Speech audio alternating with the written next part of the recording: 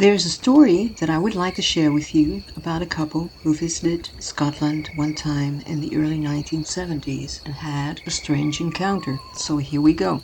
Tony and Agnes were a young American couple just married and on a trip to Scotland.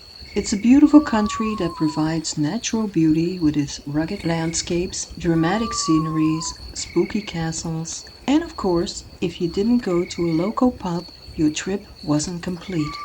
So the couple had a good time in the pub near their hotel until 3 in the morning. They staggered out and headed to the place where they were staying. It was dark. They ended up in the countryside, lost their way, and headed down a dirt path guided by a full moon. It seemed like hours that they walked. They were so tired and wanted nothing more than to find a hotel and a soft bed.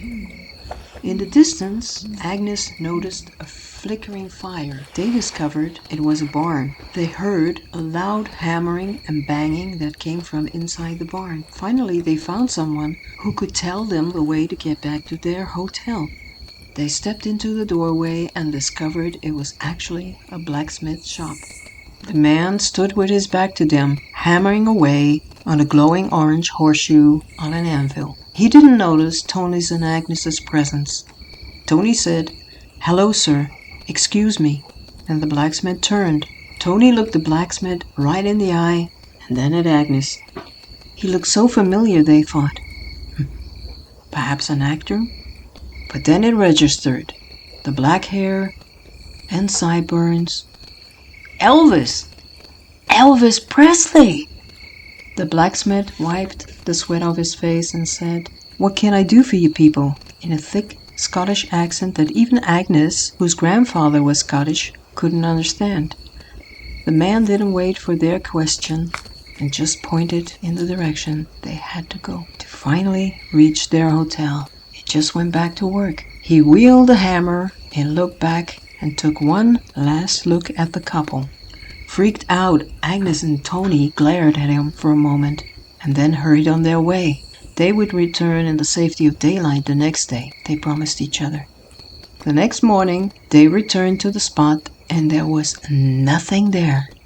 No barn, no blacksmith, no hammering, only rocks and grass. When they went back for a drink in another pub and told what they saw, they learned that many local people have seen this ghostly blacksmith and his barn. In 1973, an American publication called Weekend Magazine printed the story in their Halloween edition. Elvis Presley read it and loved it. He thought it was fantastic.